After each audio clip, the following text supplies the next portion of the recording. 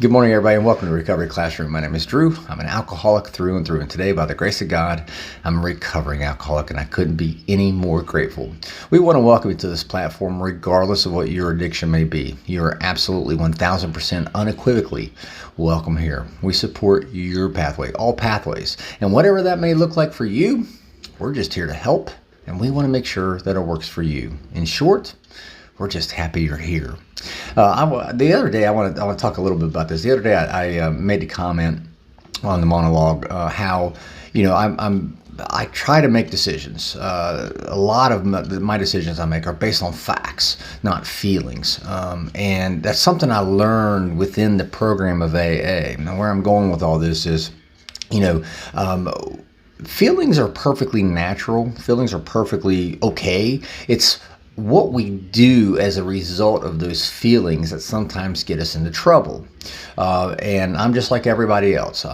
There's times I wake up and I just don't feel like it. I don't feel like getting out of bed and going to the gym. I don't feel like, watching every single macronutrient that I eat and making sure it's, what it should be.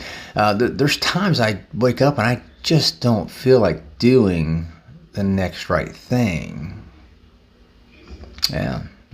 See, and that's where we get into problems. See, when we run on feelings and we respond to our feelings, well, I know for me, that's when this guy up here starts running rampant. All the squirrels start taking control again, and I start doing stupid shit, if I'm being blunt.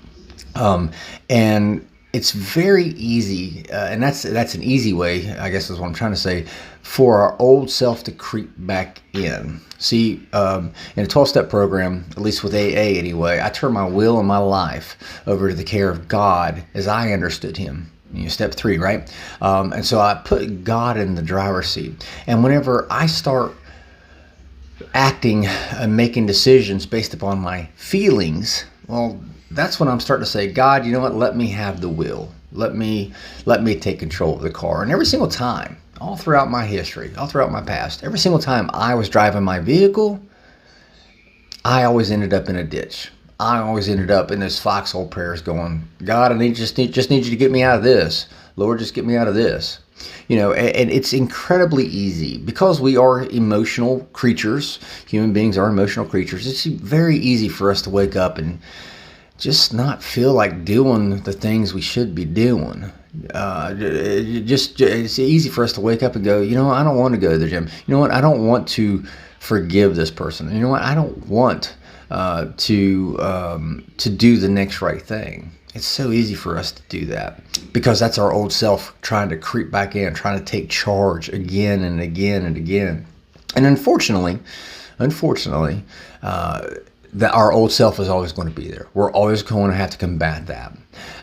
And the best way that I have discovered, for me at least, to combat that old self is regardless of what I feel like doing, I do what I know that I need to be doing.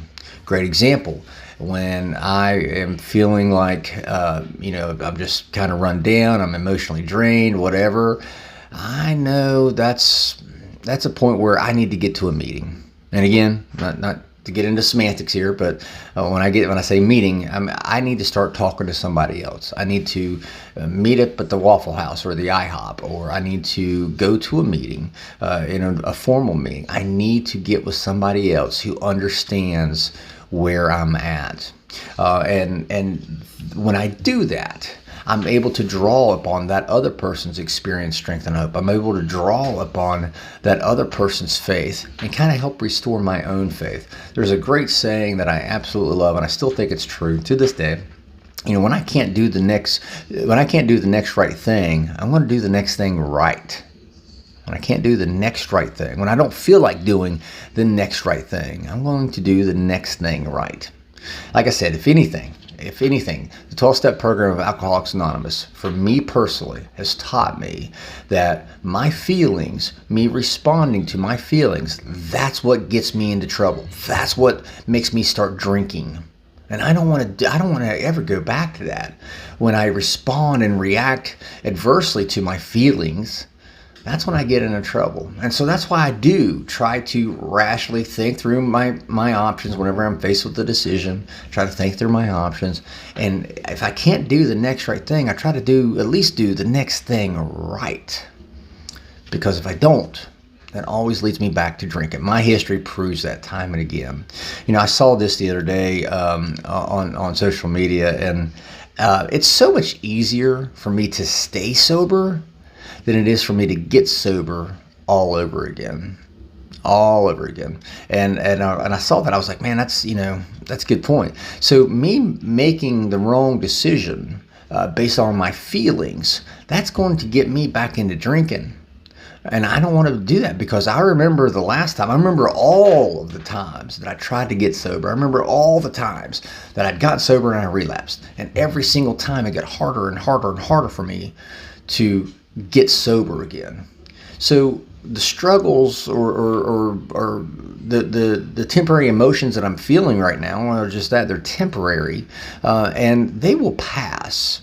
I just got to give them time. I would much rather go through this difficulty that I may be going through at any given time with the emotions I got, because, well, hell, I'm still sober. And these temporary problems or temporary emotions, they're just temporary. And it's a lot easier for me to stay sober than it is for me to go back out, act upon my feelings and act upon my emotions, and then end up going and drinking again and trying to get sober all over again. I don't want to do that. Again, it's a lot easier for me to stay sober, even with whatever problems I may have going on. It's a lot easier for me to stay sober than it is for me to get sober all over again. I'm still a firm believer that this was God. This was a God of my own understanding. This is His time to tell me this is your last chance. So again, it's easy for us to respond and react to our emotions. It's normal for us to have emotions.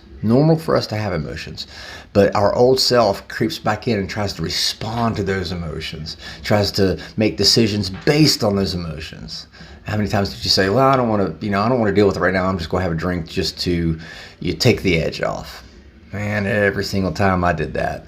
And every single time, it wasn't just one. The second I put that one in me, I lost all control. I could not stop at just that one.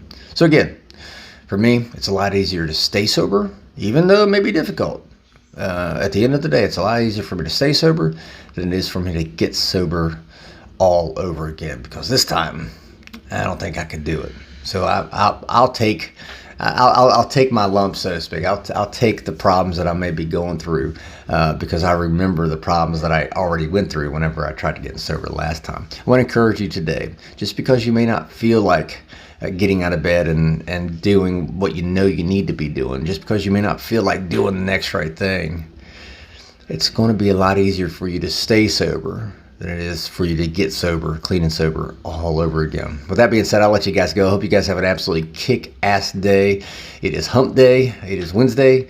And so the week's almost over. I want to thank you guys for letting me come in and share 5 to 10 minutes of your day with you. You guys absolutely keep me sober, and I couldn't be any more appreciative. If you have a topic you'd like to hear discussed in the Recovery Classroom, feel free to drop us a line. You can email me directly, Drew, DREW, at recoveryclassroom.org. We'll be talking again soon. Remember, guys, you can't get drunk if you don't take that first drink.